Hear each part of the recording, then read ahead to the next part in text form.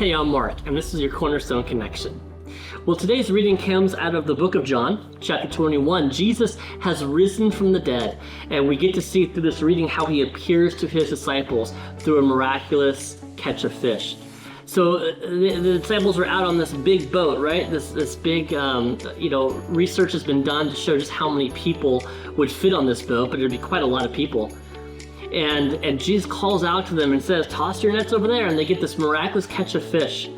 Then they go up there and they're eating this meal, and Jesus pulls Peter aside and has this really cool conversation. But do you remember Peter? Do you remember who Peter is? Right? Peter was called, and Jesus has some pretty special words for him in the book of Matthew, chapter 16, verse 18. And I tell you, you are Peter, and on this rock I will build my church, and the gates of hell, or Hades, shall not prevail against it. Peter was going to lead God's church. God had a really, really special promise in store for Peter. But we all know Peter's story, don't we? Peter was very headstrong as a disciple, and Peter said, I will follow you wherever, right? And then Jesus said that by the time the rooster crows, you'll deny me 3 times, and he did. When they arrested Jesus and they brought Jesus in for his trial, and then ultimately when Jesus was sentenced to be crucified, he denied him 3 times. And now here we have, some people will call this a reinstatement of Peter. Here in John chapter 21, it said that when they had finished breakfast, Jesus says to Simon Peter, and this question is so powerful, Simon, son of John, do you love me more than these? Now, what are the these, do you think? Well, they just had a miraculous catch of fish. Is Jesus looking at Peter and saying, do you love me more than your fishing career? Do you love me more than all of this wealth from these abounding nets that are over here? Or maybe Jesus was talking about how Peter was with all of these other fishermen and all of these other disciples, and he was saying, do you love me more than all of these people? Do you love me most? What do you love more? Maybe it was both.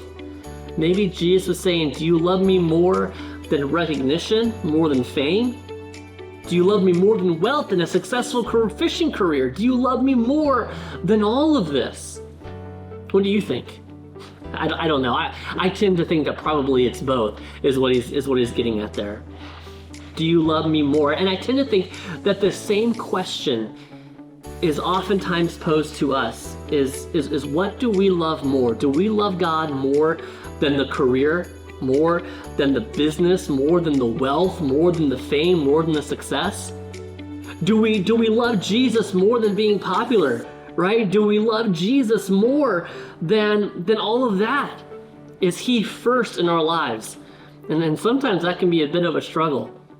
He responds 3 times, right? Jesus says here to Peter, as we jump back into the text, he says to him, yes, Lord, you know that I love you. And he says what? Feed my lambs. He said to him a second time, Simon, son of John, do you love me? And he said to him, yes, Lord, you know that I love you. And he said to him, tend my sheep. He said to him a third time, Simon, son of John, do you love me? Peter was grieved because he had said to him the third time, do you love me? And he said, Lord, you know everything. You know that I love you. One of the great ways to show God our love is to feed his sheep. It's to do you have a God job? Just something that you do to serve the Lord in the week. Maybe your God job is you help prepare coffee on Sunday mornings.